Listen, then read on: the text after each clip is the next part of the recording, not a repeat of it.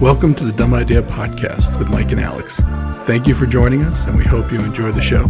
Please like, subscribe, comment, and share this video or podcast on any platform that you're listening on. Please visit us at www.dumbideapodcast.com. All right, so I was just looking at some economic data, and one of the things we keep hearing about, well, at least a few months ago, we had talked about it, were people not working. People were staying home. They wanted to collect their government checks, and we're a few months removed from that. A lot of the subsidies kind of went away. So I wanted to see how much of the country has come back as far as the workforce goes. And I found an interesting number. Now, I was under the assumption that the unemployment rate was around 10 to 15%. Like I thought it was crazy times, like it was during the pandemic, and I don't even know if it got that high then. I probably got some bad information, but it turns out, as of today, which is it's October 21, 2021, so last month, the unemployment rate was 4.6%, October 2021. Now, to me, though, in general, 4% unemployment is considered full employment. 4% takes into account the people that are job transient or are eligible to work but don't want to work. They don't want to be in the workforce. And I didn't realize that people were back to work that got laid off. And I found that interesting because it seems like, at least in some of the media narrative, is that we're not back. Everything is still shut down. Now, I'm sure there are some places that are, and who knows how many of that 4.6 unemployment or in the number of employed people, how many of those people are underemployed, so part-time jobs instead of full-time jobs. I mean, you even see, I saw some statistics that some mothers haven't gone back because childcare isn't back, but I don't even know if that's true, because where we live, it seems like everything is kind of back to normal. Yeah, the kids are in school. There's nothing really keeping anyone that wants to go back from going back. I think some people are afraid that there might be another shutdown of schools or whatever. Now, I haven't heard any of that.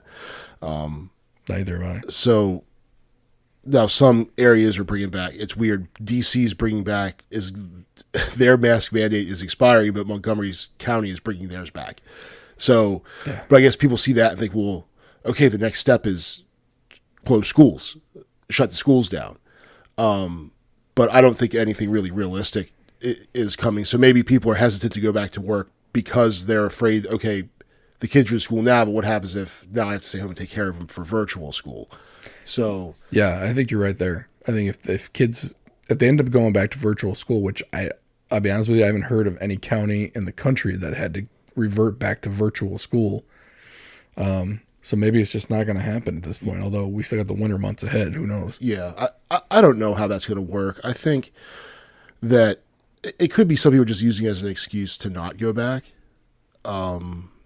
But hey, I don't blame you. Like, if you have some job you hate and you have a reason to not do it and you're doing okay, like, okay, I get it. You know, I certainly wouldn't throw shade on any of those people. No, especially if you found a better way to do something. Yeah. You know, if you found a better way to make that income back up if you needed it, you know, that's just called career adjustment at that point. Yeah. You know, it might have been forced, but yeah, it's kind of like the shortage of bus drivers. Mm-hmm. Well, if they use that, they got their CDL for something else and they're making more money. It's a career adjustment. It's not they didn't go back to that job. Right. So it's like, hey, I'm not driving a bus full of screaming kids. I'm driving a heating oil truck, and it's a lot more relaxing. I just had to get this hazmat, which the company was so desperate for drivers, they paid for me to get. So I'm fine. Right. So yeah, I don't know what's going on with that, and really, 4.6, because I was like around. Was it anything under 5 is considered full employment, or around 4 I think or it's something? 4. I think 4 is the number. Yeah. So I mean, I think there are some industries, but where people aren't back yet for whatever reason. But there are full stadiums, there are full concert venues. So people are doing things. So all those jobs are back. And then you have your, if you go to any restaurant, there's going to be help wanted signs. Every single store I go into, there's a help wanted sign. So when I walk into downtown Arnold, to any of those stores in that, from the supermarket to the pizza place to they all have signs, help wanted. So if you want to work, there's plenty of opportunity for you to do so. Yeah. And it's not minimum wage either. Because even when I drove into a McDonald's the other day, starting pay for shift work was $15 an hour. That's no joke. That's on the sign. That's $30,000 a year. to go and take orders and flip burgers. Right. Unskilled labor is paying $30,000 a year. Now look, is that a livable wage? I don't know in this area, but for an entry level job that usually is reserved for teenagers and kids for the most part. I mean, shoot, man, that's good. That's decent money. I'm not saying it's a career, but if you turn that shift work into shift supervisor and manager, I mean, we talked about this before. McDonald's pays all right once you move up. Yeah. I mean, so I just found what the unemployment rates were. So in early 2020, so like January, February, where everything kind of started, of 2020, unemployment got up to almost 16%. Oh, wow. And then it looks like it slowly declined. It looks like it got around 6% in the beginning of 2021, and now it's down to just over 4%. So it was a sharp uptick, and then a more gradual decline, but still fairly sharp. But still, I mean, everyone was like going crazy when they thought when it was over 14 or around 15%. But the narrative never changed to, well, now, hey, we're back to normal almost. We're back to everyone can stop panicking. Yeah. Well, you do hear some of that, some of that rhetoric out of the White House or out of Congress about how, hey, we brought the economy back from. Yeah. But at the same time, it's a mixed message. Like everything that comes out of there, it's we brought the economy back, but COVID's still going to kill everyone. We're still dealing with the pandemic. So, which one is it? Like, pick one. Yeah. And look, I'm used to politicians lying to me on both sides of their face. Like I'm okay with it. Right. I understand it, but like at least be, I don't know, maybe consistent in the message. Because what do you want? You still want the pandemic to be here, which I'm not gonna say they want it to be here, but I think some people really enjoy it. I do. And then, but you want to tout your record on the economy. So, which one is it? Yeah, I don't.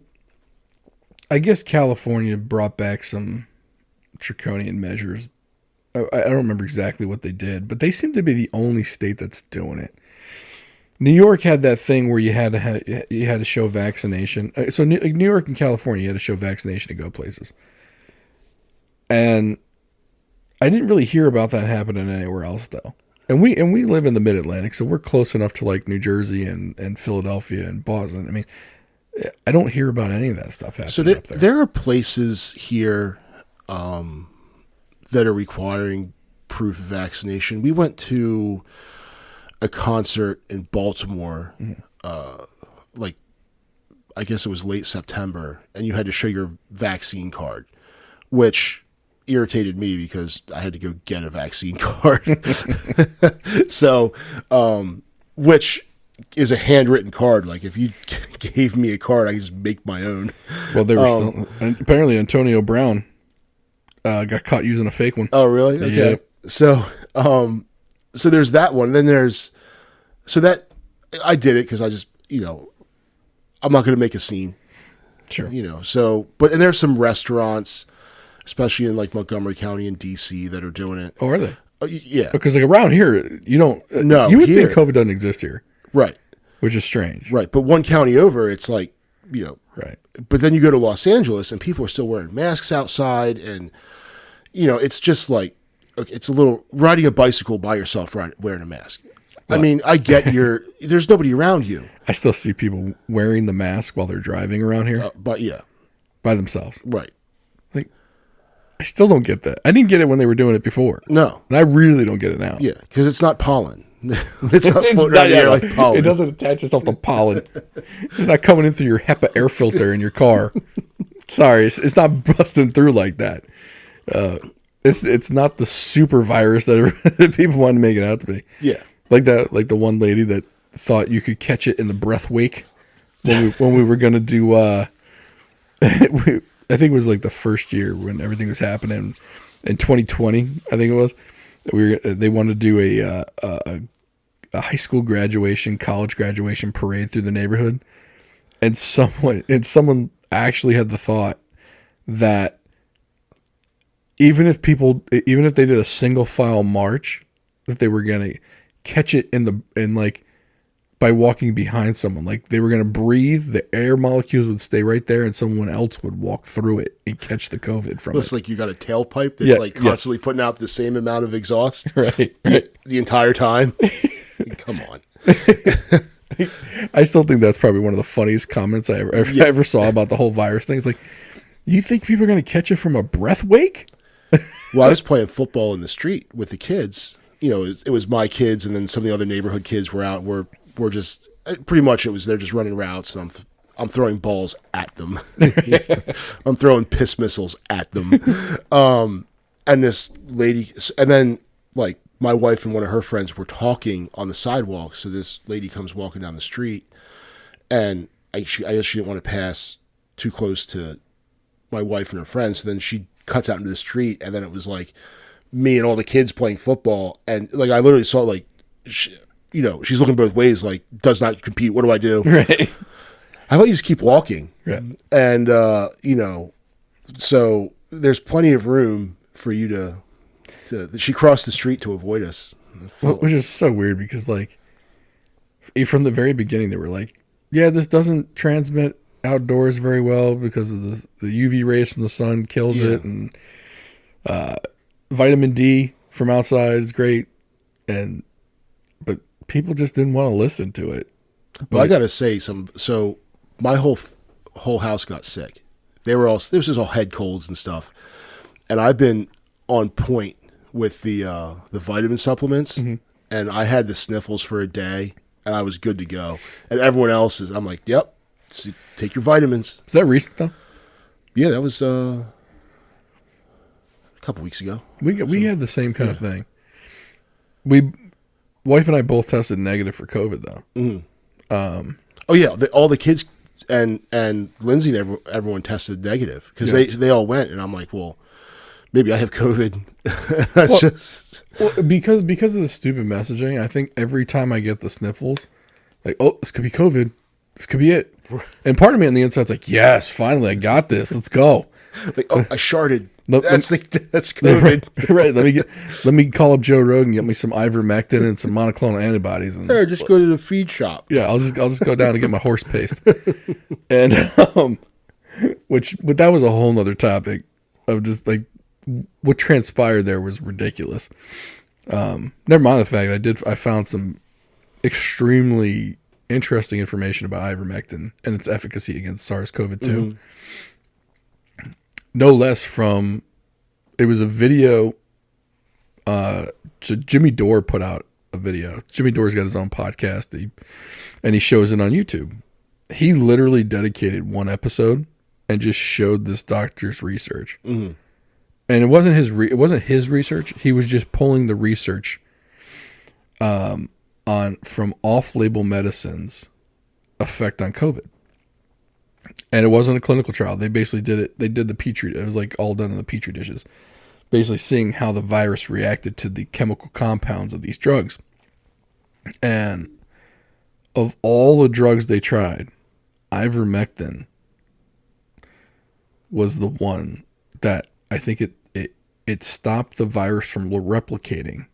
Which, I mean, a virus needs to replicate to get you sick, right? Yeah. Stop the virus from replicating. I think it was over 80% of the time. Wow. And I'm just like, this is the drug that they're on the media trying to say is horse paste. Like the CDC literally has on their website, you're not a horse, you're not a cow, don't take veterinary medicine. Well, it's okay. But I mean, it's a whole nother topic. I mean, it's off the topic of, but the fact that maybe we could have gotten out of COVID a lot quicker if, so like we always talk about this, politicians need to step the hell out of this. Yeah. And let scientists science the shit out of this. And if this was the data that came out of the science labs from these off label medicines, especially when a pill of ivermectin, I believe, costs about 6 cents. Yeah. Now, remdesivir was another one. Mm-hmm. And that's the one they pushed. But remdesivir was on brand. Yeah. That they could charge, I think it was like a couple thousand for. Right. And it's funny, the ivermectin is made by Merck. Mm-hmm. But it's off patent. They can only charge 6 cents per pill. It just so happened that Pfizer and Merck put forward these antiviral drugs. Now everyone says, "Oh, ivermectin's anti-parasitic." Mm-hmm. Yeah, but it has antiviral characteristics too. Right, but isn't the virus it's a very small parasite? Yeah, but I mean, it works in the way that it stops this virus from replicating, which is why it can also be considered an antiviral. Mm-hmm. I recommend anyone go to Jimmy Dore's YouTube channel because I showed it to my wife because she was not a believer. Mm-hmm. I was like, just look at, I was like, don't listen to me. Just listen to what this guy is sharing with you. And he cites all the journals and every place that he's pulling it from. They're all legit sources.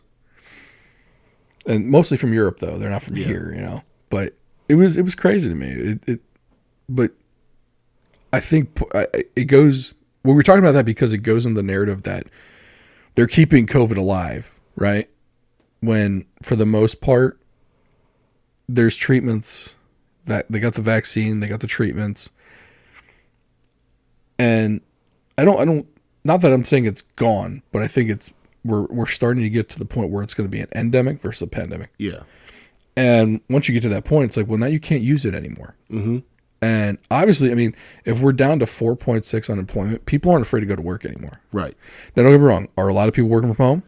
Yeah. Yes. Yeah. And the thing is, but I don't see working from home as necessarily a bad thing. No, I don't think so either. I think working from home, really, there's no reason why a lot of these, you know, your typical office drone cubicle dweller jobs can't be done from home. Right. And if the majority of what you're doing is sending emails and taking phone calls and on the internet, well, I can do that from home.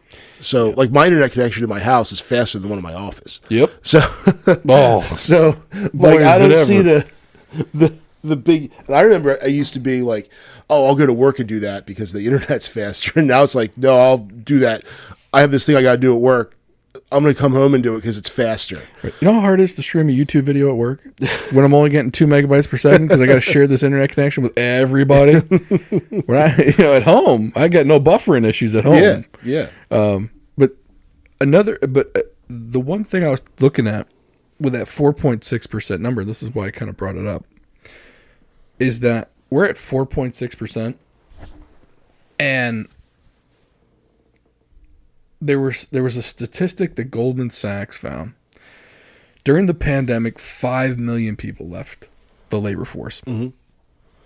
2.5 million of those retired, and they're not coming back.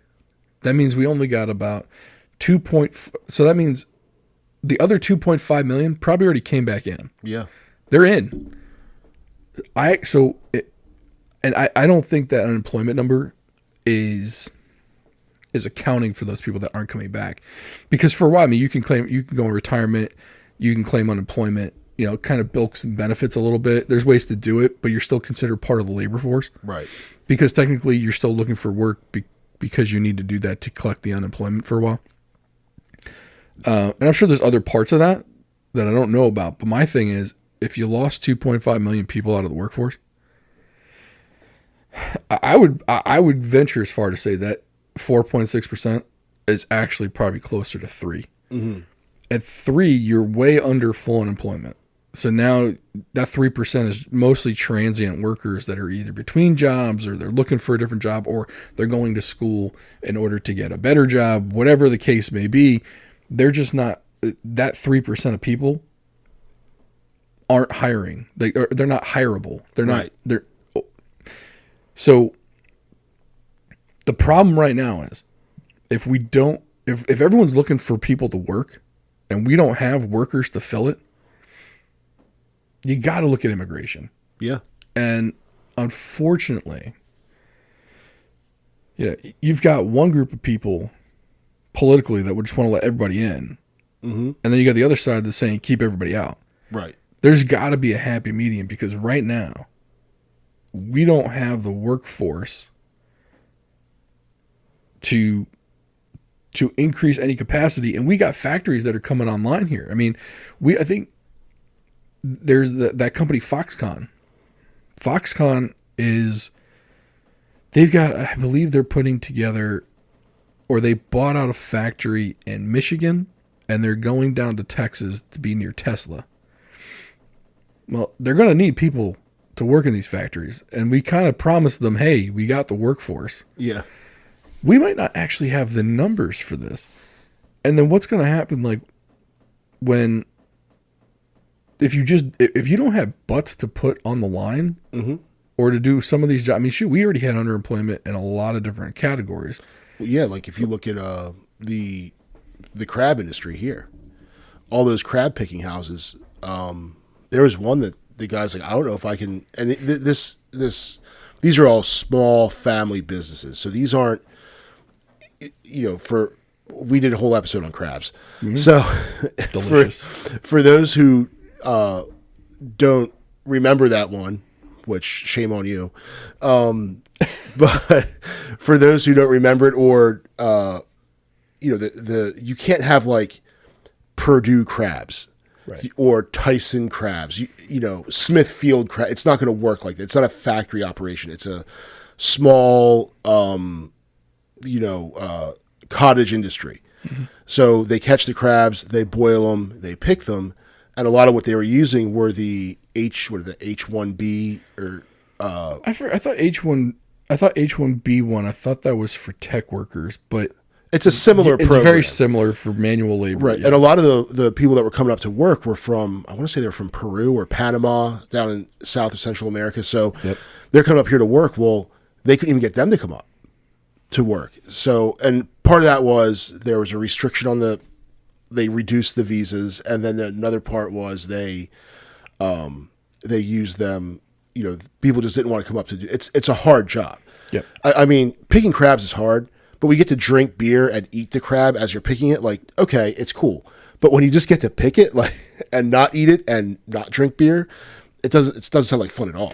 But let me ask you something. In the countries that they're coming from, and I'm not trying to say these countries are bad, but in the countries that they're coming from, if you're inside an air-conditioned facility picking crab, it's probably better than the job that you could have gotten down where you were. Right, and it certainly pays more. Yeah, absolutely. But that's one of the industries that made extensive use of immigrant labor. Mm-hmm.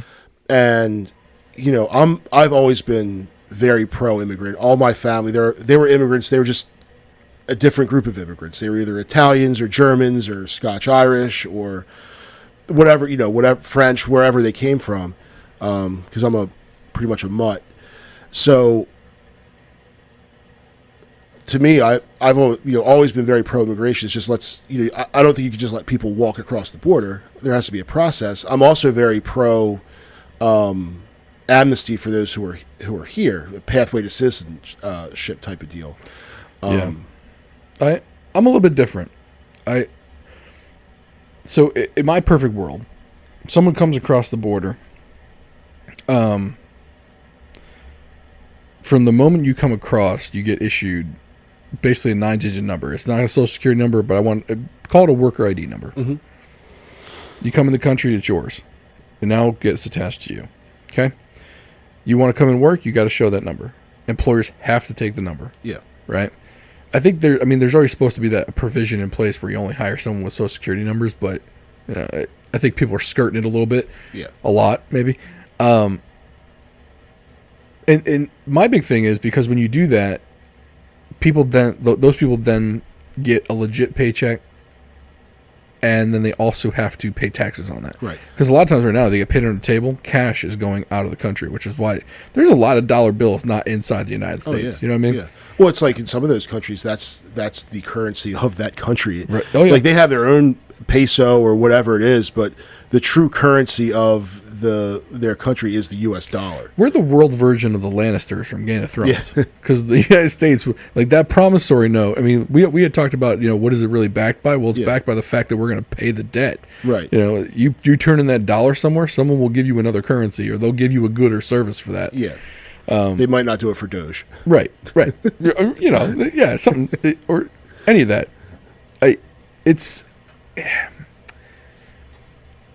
And I guess the other thing is that I feel like it would encourage people to come,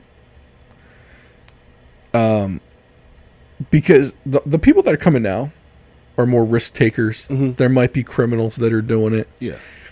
But I think you almost eliminate the illegal. Obviously you eliminate the illegal aspect, but you might get a better crop of people if you're saying, look, this is the clear process to doing this. Yeah. Don't make it confusing. Like someone that's maybe down in Guadalajara that wants to come to the U.S. to work, well, we need workers, so come on up. But you're going to pay the taxes here, but you can come and go freely.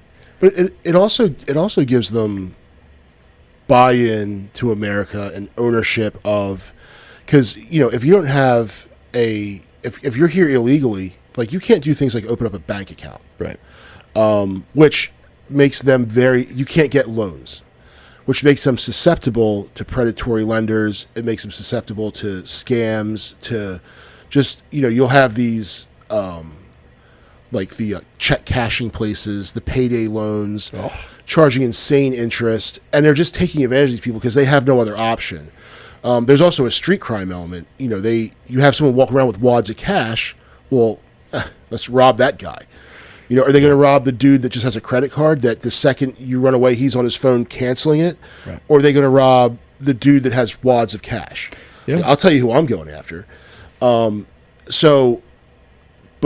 by giving them under what you're suggesting, which I think is a good idea, because it's better than what we're doing now, because the process is just cumbersome. It takes forever. Costs a lot of money too. Yeah, and these people don't have money. That's why they're coming here. They don't have money. Right. It'll also gut the business side on the other side of the border with the coyotes which are all run by the cartels anyway. Yeah. Who are abusing these people, taking them. I mean, they learn that if you come over with a kid, you're good to go. Yeah. So here's a kid. What's the kid to the cartel? Right. Well, that's another thing. Like, I don't think people realize that it's more prevalent than they think. Like they can literally strong arm a mother to hand over her baby. Yeah. Because they're the cartel. Like, look, we have gangs in this country, mm-hmm. and some really bad people. But the Mexican cartels and the cartels in these other countries are no joke. Oh yeah. Like they will straight up just go into a town and shoot the place up. Yeah. Because someone told them no. Oh yeah. Like, I don't think people realize the difference situation that we have here with our gangs and crimes. I mean, don't get me wrong. They'll shoot innocent people too, but that's a different level down there. Yeah, so there's no recourse down there. Right. So, and there are areas of Mexico that are completely run by the cartels. The Sinaloa cartel runs. I mean, they're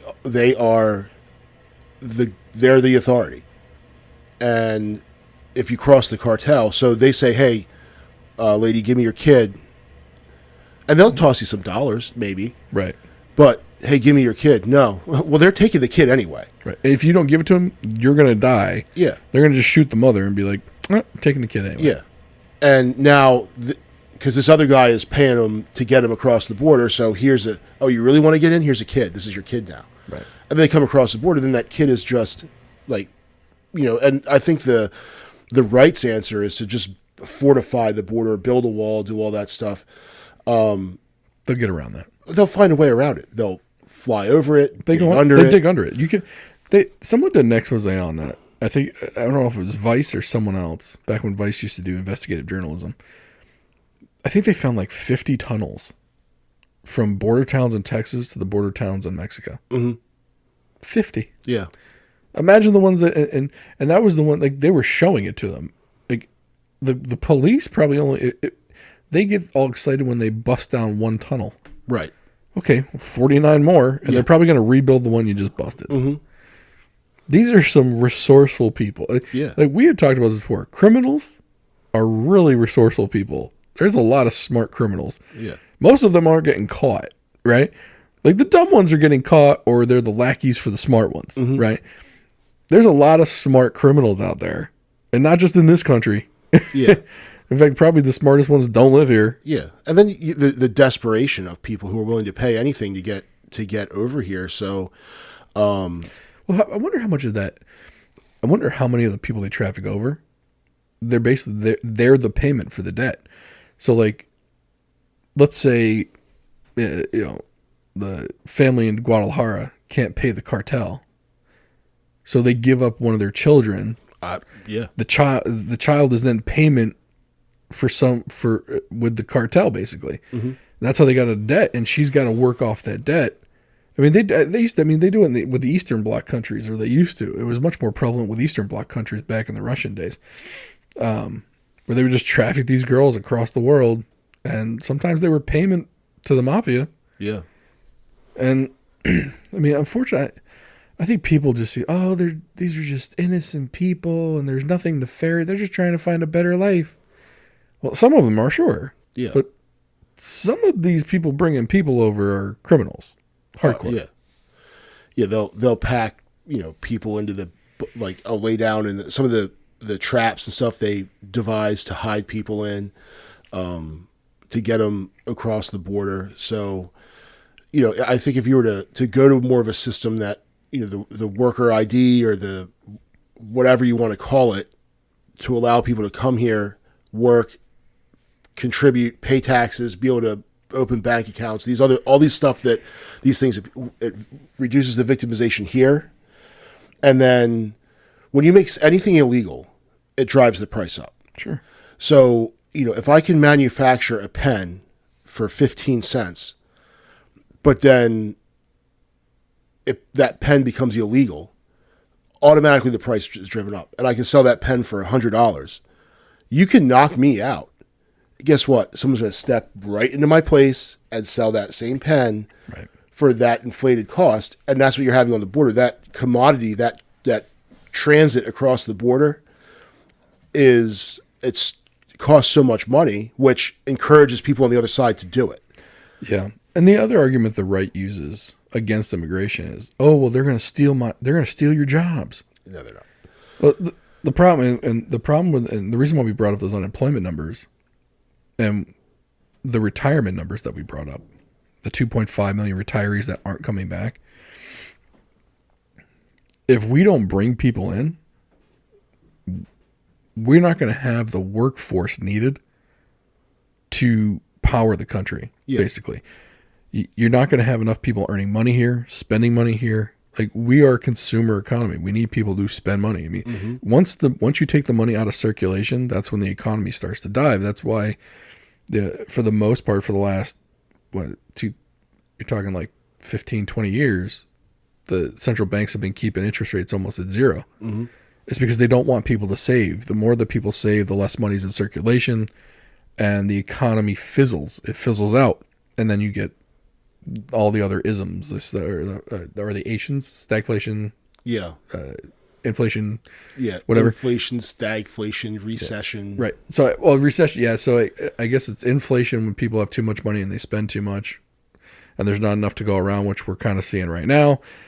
And then eventually, when they bump up the interest rates, people stop spending, and then you have a recession because no one's spending money, and you can't keep you need to find that happy equilibrium that keeps people spending without inflation going up. Right. And unfortunately, though,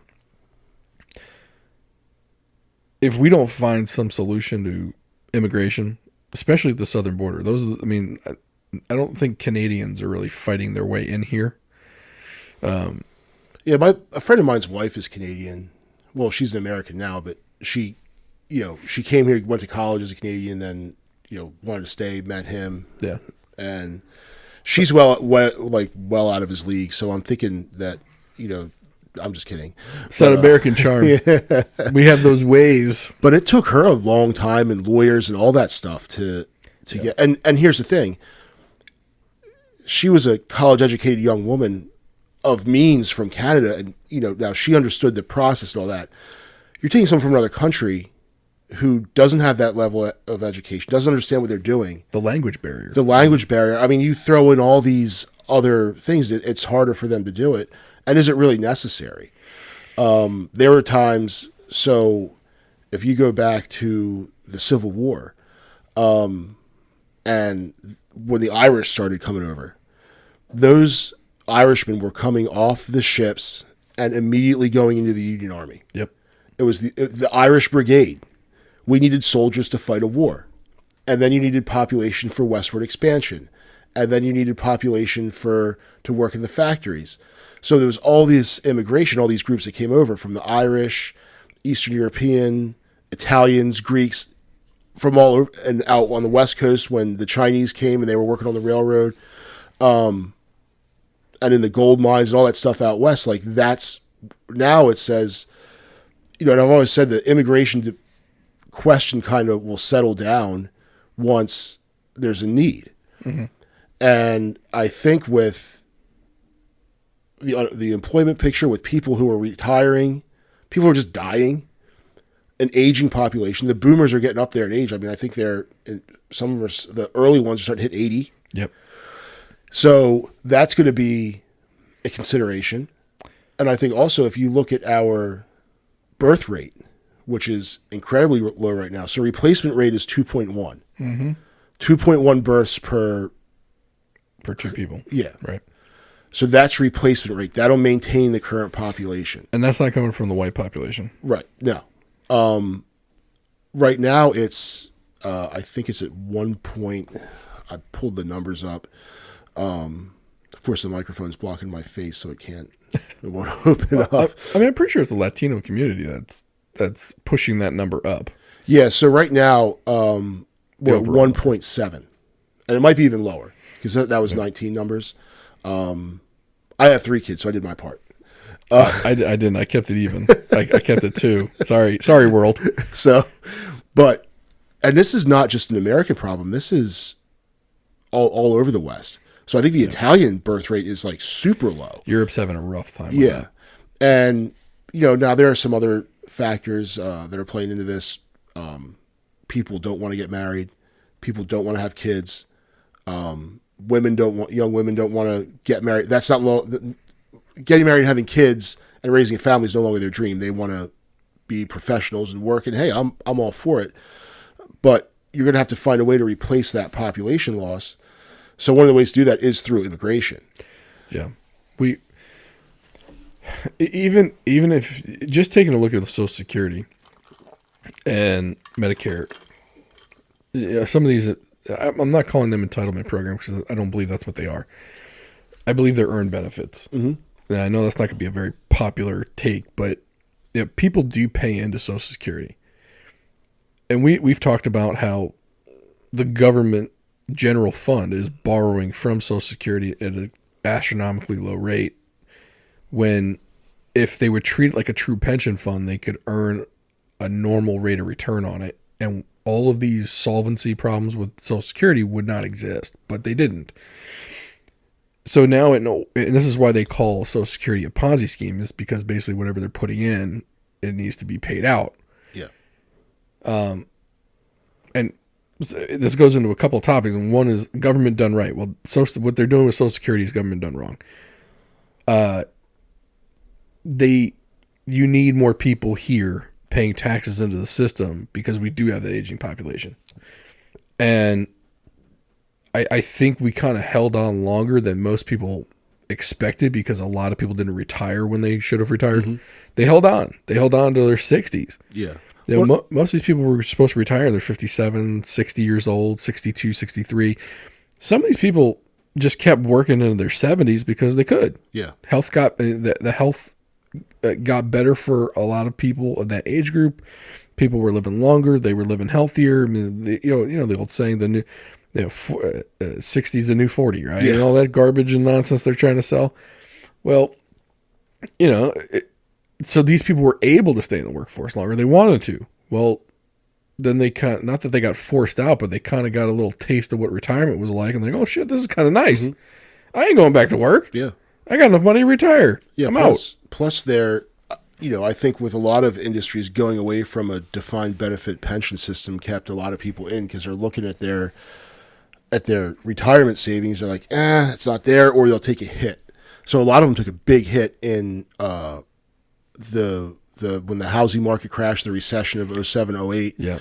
So those people who may have retired then, now my dad, he retired in 09, but he was under the old federal pension system. So he was like, I'm out of here. Right. Doesn't mean anything to me. But the person that was under FERS at that point, like now they're like, ugh, that TSP is not looking so hot. So that 2% per year went down to 1% per year for the pension. I mean, so there's still a defined pension, but they took away half the defined pension per year and changed it into basically a matching 401k. But the other thing you hit on was the housing thing. So back in 07, 08, 09, when the housing prices collapsed. When people got forced out of jobs then, they couldn't sell the home and make a profit and downsize and retire. They couldn't do that. Right. Economics weren't there. This time around, though, home prices went through the roof. And there were plenty of buyers out there. Yeah. Everyone had, I mean, and this is where people don't really understand the long-term effects, because back in 07, 08, 09, that was kind of like our generation's Great Depression. And anyone who had grandparents that fought in World War II, that generation, that kind of went through the Great Depression, they were savers because they were so scared that another depression would happen. I think our generation is now kind of got that mentality of, oh, this economy is not all butterflies and rainbows. Everyone so before this recession, I believe consumer debt was at an all-time low. From the last 25 years, like credit card debt, all-time low. And people were saving money. And so when the housing prices went up because more people could buy, more people could qualify. And now you have this situation where people can retire, sell their homes. They can get out of their homes, have a nice chunk of money. Yep. And that's now going to add to that retirement income, because you're going to take that cash and you're going to put it to work in a 401k or whatever you're going to do, get your annuity. I don't know how that, I mean, I'm not a retirement expert, but basically you're going to take that nice pot of money from the equity of your house. You could turn that into retirement income, make up for whatever you didn't think you had. Yep. And now you can afford to retire. And I don't think a lot of people anticipated that. I don't think they thought people were as financially secure as they were. I mean, it's even to this point, I mean, they think the housing market's supposed to cool off, but interest rates are still low. People still want to buy, and we're still in a point now where, especially in this area, 4 or 5 days on the market's a long time now. Yeah. And there are still people who want to, all those hipsters that thought it was a great idea to live in a 4 deep in an efficiency apartment in Brooklyn. And it was all wonderful. And then they were locked down 4 deep in an efficiency apartment. Now Johnny sock smell. 800 square foot. Johnny, clean up your dishes. You're here all the time. All of those people are thinking, man, I wish I had a nice house with a yard to be locked down in. Yep. So, and then crime going up in cities, and, some people are it's moving back to the suburbs and starting to look more attractive than staying in the city. And I think that'll cool off as stuff starts opening up. But, and then a lot of those people that were doing that, like, maybe they don't want to raise 3 kids in a city apartment, right, and send them to city schools. And, depending on where you are, they're not necessarily bad. But well, like that New York City decision to get rid of the gifted and talented program. Parents that have kids that are gifted and talented, or at least think their kids are going to be gifted, because we all think our kids are great. My kid's so smart. Yeah, my kid's picking his nose, picking her nose over there in the corner. Lovely individual, but but anyway, but everyone wants their kid to go to a school where if they excel, the school will allow them to keep going. They'll let them excel. They're not going to be held back by the grade, right? It's like you want those the extra ability math programs that your kid can go to, or the writing program, or whatever it is. Yeah. And some of these places are trying to get rid of those, and I think you're just going to drive some of these kids with talent. There, as a parent, if my child's school got rid of a gifted and talented program, and my kid was able to get into one, I would have to seriously consider moving my kid into another school. Yeah. Or moving altogether to a place that had that, right?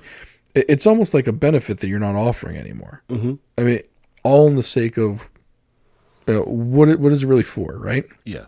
Yeah, and it's like the other thing is you want your children to reach their full potential. Now, granted, have you noticed they're not getting rid of the arts magnets programs? Right. And dance and all this other nonsense. Now, great. Hey, there's some kids that are great dancers. Go to the dance school. Are you going to make a lot of money doing that? No. But unless you're the 1%. Yeah. When it comes to arts, it's like an athlete. Yeah. The 1% of the 1% are going to make a lot of money. Everyone else is not. Right. So they're not getting rid of those programs, and they're not getting rid of athletics. But we're going to get rid of the math club. Right. Basically. But the thing is, like, those kids, you want them to go to their full potential. If they don't offer that program, now, hey, your kid might be really good in math and really bad at English. So they're in the regular English class, but they're in the accelerated math class. The thing is, though, if there isn't that accelerated group, the teacher can only teach so many lessons at one time. Right. So, yeah, there are some teachers like, oh, they got rid of gifted and talented. I'm going to give this kid some extra harder work. But at what point can you no longer do that? And you have to focus on the lowest common denominator. Yeah, you can't teach on 2 tracks. Yeah. It's too tough. Yeah. Not with 35 kids in a class. It's impossible. Sometimes at that point you're just classroom management. You're just keeping everything sane.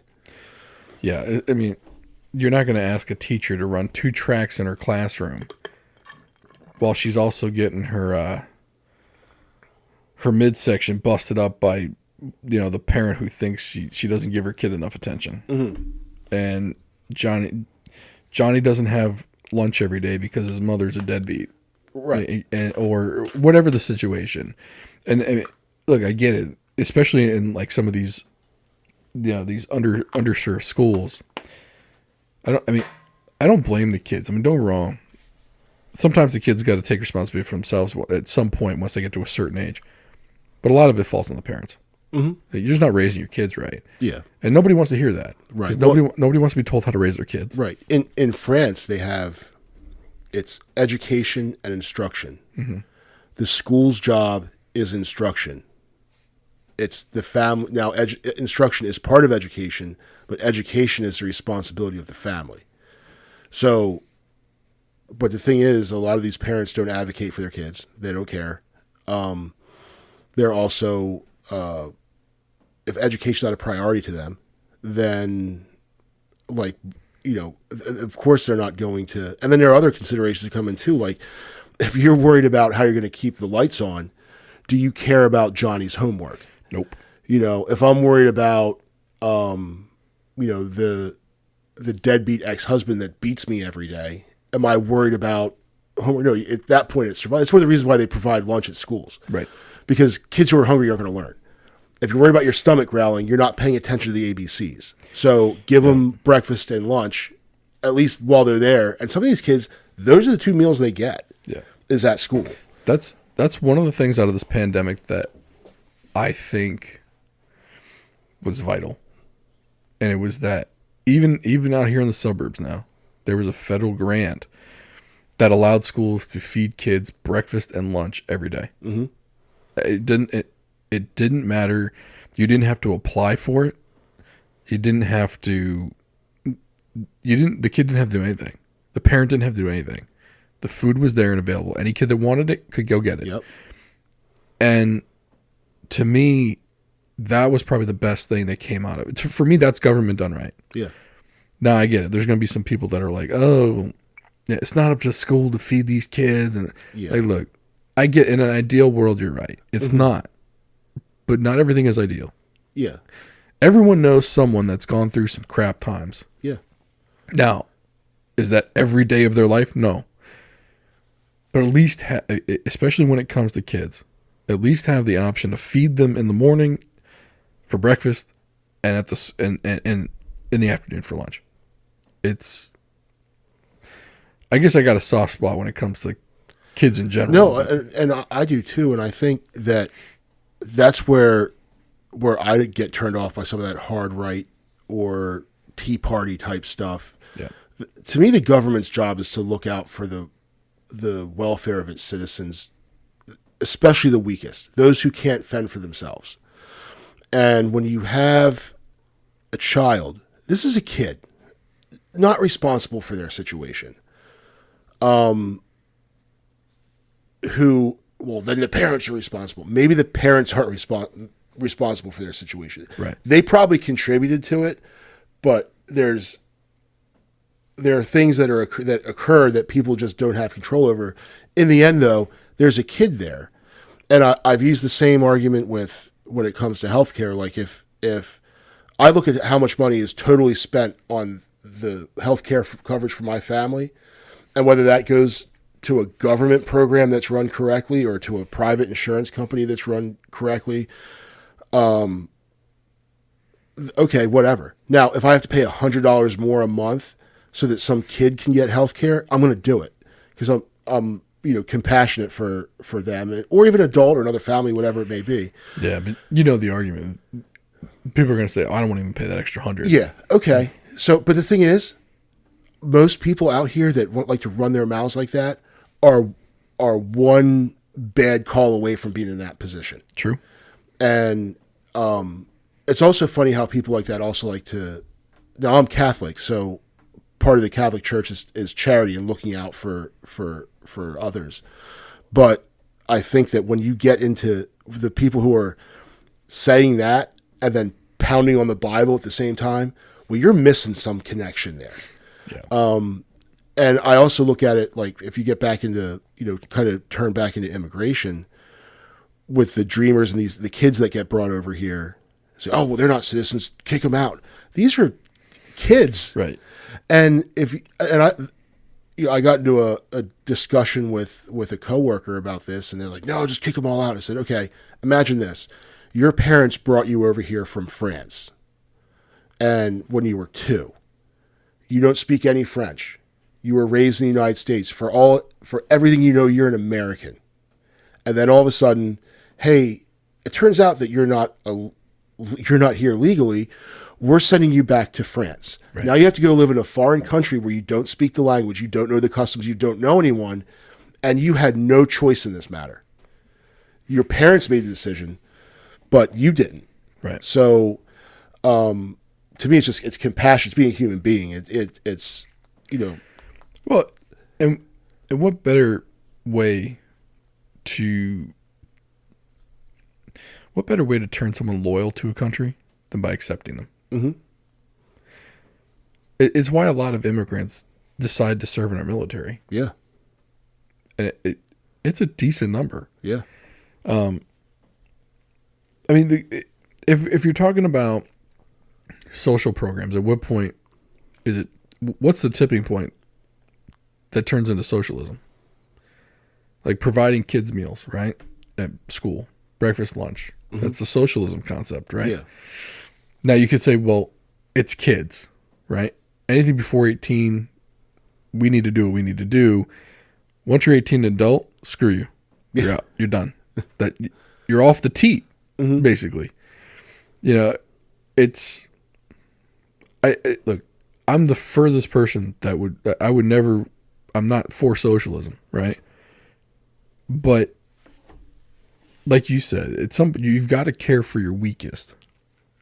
And I mean, it's almost why teachers in schools, they're required to call social services if they see any evidence of abuse in a child. And it could be mental, verbal, or physical, Yeah. right? Because we're looking out for the most vulnerable, right? But then people start talking about, well, senior citizens are vulnerable, mentally ill are vulnerable. I mean, that's a topic that can go like who gets the benefit of the doubt, right? Who gets to be taken care of and who does not? Yeah.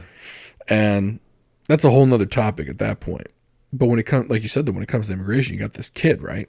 But even with an adult, like, who are we, a country based on immigrants, to turn immigrants away? Yeah.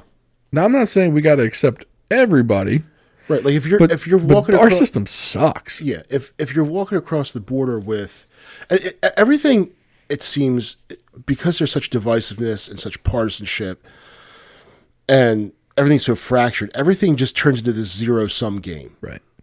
And again, we talk about nuance all the time. There's nuance to everything. Two things can be true at once. Yeah. And you can show compassion for that immigrant family that wants a better life, at the same time kick the dude out that comes across with the MS-13 tats. Right. You can do both things. There's nothing wrong with it.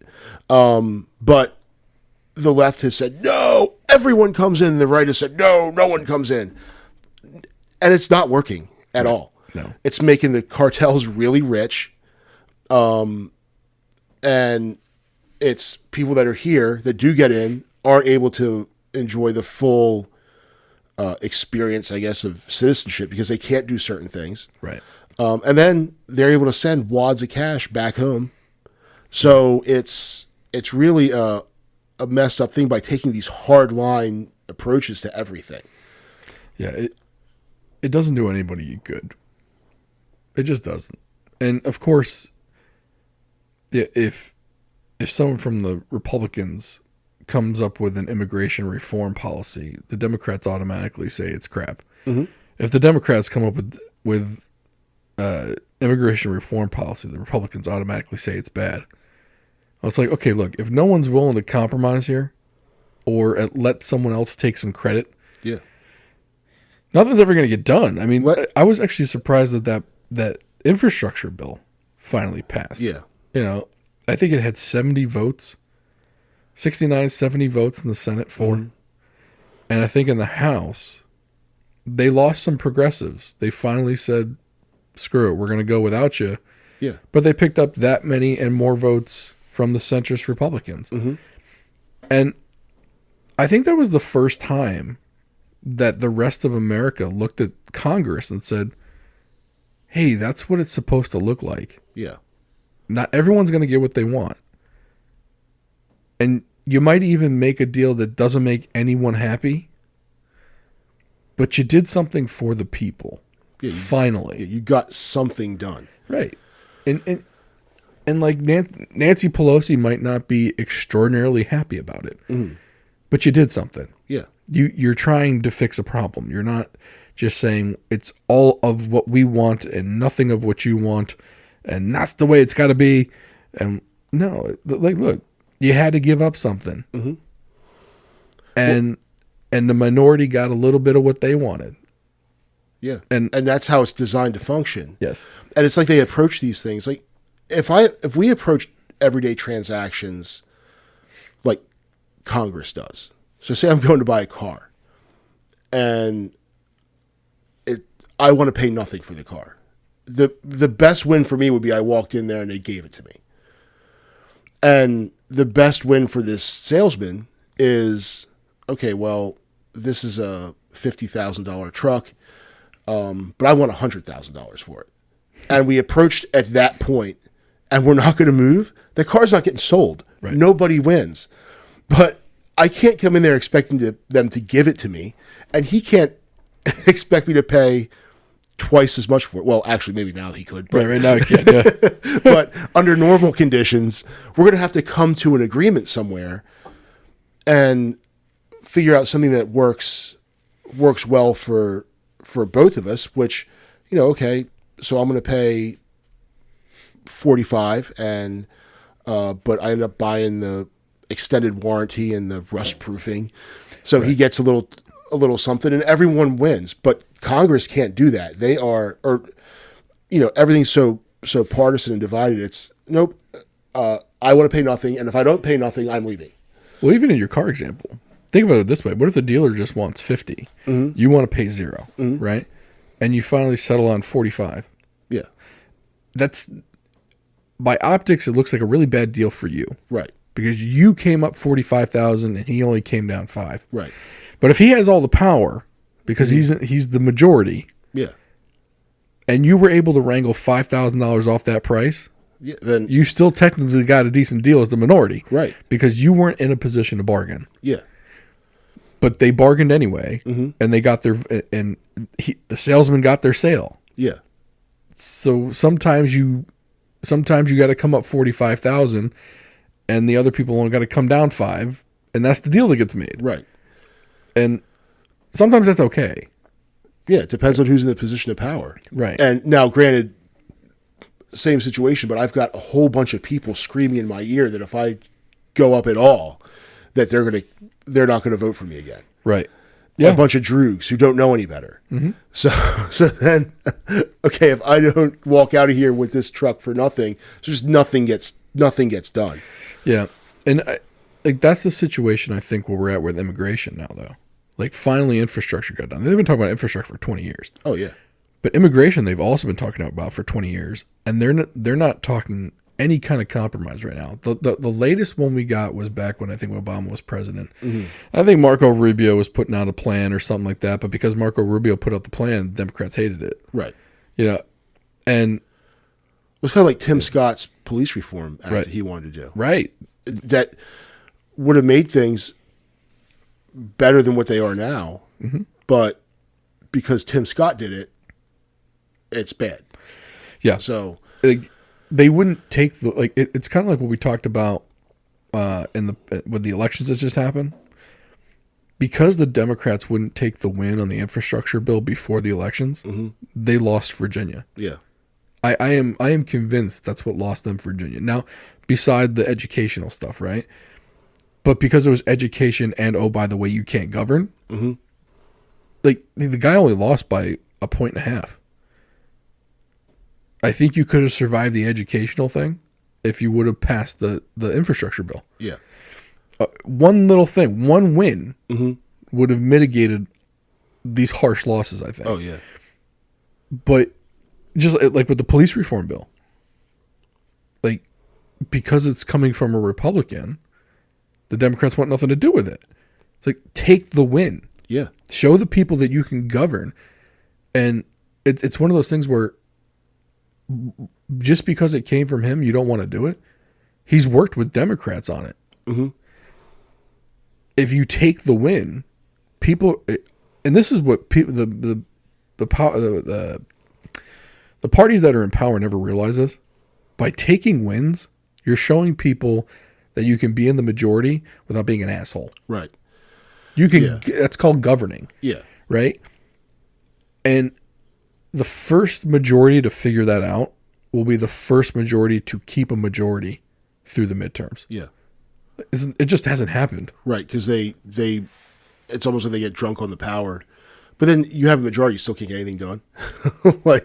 And then you have, it's almost, think of a football game. You're down by a point. There's no time on the clock. You're in field goal range. All you have to do is kick the field goal and win. Kick it. You got Justin Tucker. Mm-hmm. You're good to what? 56 yards. That's right. Yeah. 66, isn't it? Yeah, the GOAT. Yeah. You got him, right? And you're on the 30. Like, you're good. You're good. Kick the field goal. Nope, we want to win by a touchdown. Well, no, you kick the field goal, you win. You get the W. Yeah. Nope, touchdown. So then you throw some ridiculous pass and it's intercepted and you lose. When all you had to do was kick the field goal, get the W, go to the locker room. And that's how they govern. Yeah. Nope, we want the touchdown. So that's where we're at with immigration, though. Because here's the problem with immigration. We talked about this before. We need the immigrants. Yeah. We need the workers. Like, this is not in question anymore. Like, these numbers show it. Now, the funny thing is that the numbers that we're reading, they're easily found, but no one's really looking at it. Right. No one's looking at the employment. Everyone thinks that we're 10% unemployed. There's plenty of workers out there. That's just not Yeah. happening. And it's either, if you're on the right, it's they're just sitting home because they're lazy. If you're on the left, it's because of COVID. Yep. But they're not there. So They think that everyone lives on Twitter.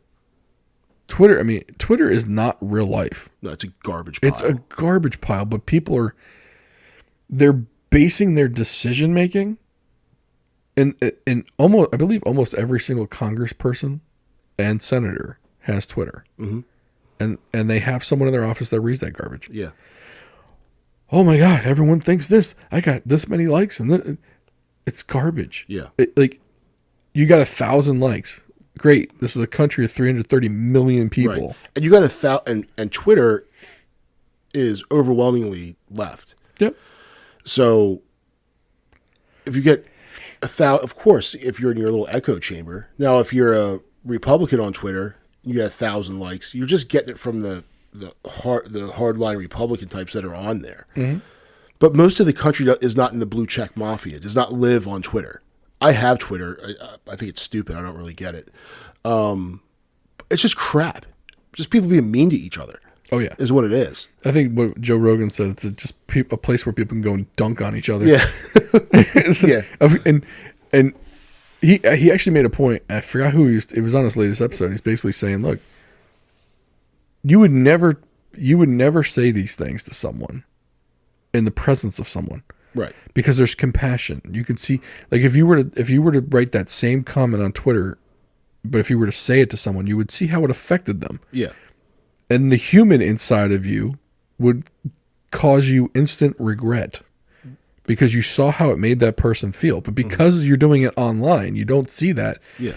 You're sitting there high-fiving your buddy. Yeah. Plus there's no risk of getting punched in the mouth. Right. None. Yeah. But I think the part about the compassionate, like, as humans, we're compassionate, we're empathetic for the most part. Don't get me wrong. There's a couple Scrooges out there. There's some psychopaths. Look, there's guys building penis rockets, right? And they're uncompassionate as hell.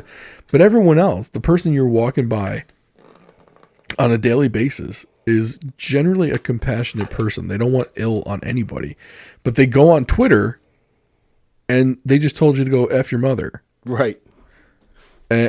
Or they brought up something you said from 7 years ago and used that to dunk on you today.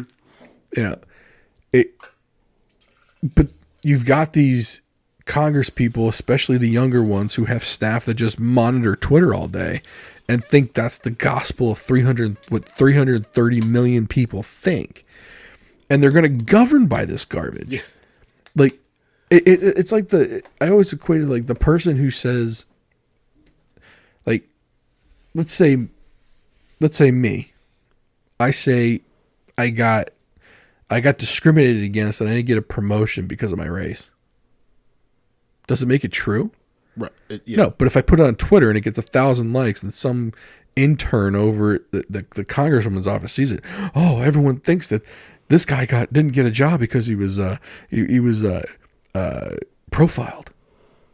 No, that's not really what happened. Right. Because I say or feel something doesn't make it fact. Right. Again, feelings above facts, right? Yeah. That's what we're living in right now. Mm-hmm.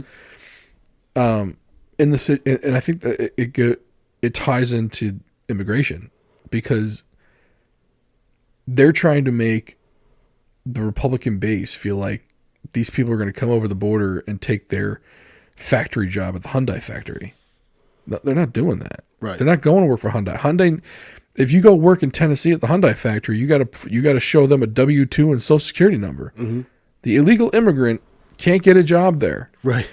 He can go get a job working for the landscaper down the road that pays cash under the table. Right. And probably pays him, he doesn't pay as much as he is required to. Correct. And, but they go to these people like, oh, they're going to take your job at the Hyundai or the glass factory, or the Hyundai factory, or the coal plant, or wherever. And that's not happening. It's not reality because dude says it. Yeah. And it creates more division in that. And it also stops these politicians because they think all this Twitter crap is real and all the Facebook dunking is real. Yeah. They stop governing because they think that this is real life and it's not. It's like, look, get your head out of your butt. Yeah. Like, I don't know. it's just I think in a couple of years, I'd say within at least 5 to 10, if we don't find a solution to immigration, I think we're gonna have a severe staffing issue shortage right now. We have it now. I mean, I don't think 4% is where we're at. I think we're probably closer to 3. Yeah. So you got to let them in, and I mean the H1B ones are mostly. I think they're mostly used by tech companies, and because there's an agricultural one, which I think is where the crab, the people with the picking houses fall. And it's not just crabs. They do it for cattle ranching, goat ranching. Like a lot of those farmers out west, they use a lot of those dudes from Peru. Yeah, in Argentina, Yep. because they're really good at it. Yep. They grow up on horses. Yep, and they don't. It's almost similar like an Amish situation down there, because the family still runs the farm down there, and if he's got like 10 boys, there's no room for him to work that land. They can't divide the land anymore, so they come up here because they know how to do the work, and they can get a job up here, make money, and take it back down to the ranch back in Peru or wherever. It's a nice symbiotic relationship, but yeah, if you listen to a Republican congressman or two, they just say, "Oh, that's the guy's taking your job." Yeah. Like, no, man, nobody was doing that job. They're taking your job, and I'm going to be the one that makes sure that they don't get it. So vote for me. Yep. Yeah. So, well, that's our little spiel on immigration, I guess. Hopefully everyone liked this show. Please like, subscribe, comment, share. Especially share. We asked you guys to share the last episode or last 2 episodes. It seems like it's working. So if everyone can share this episode with one additional person, we'd appreciate it. And we will see you next time.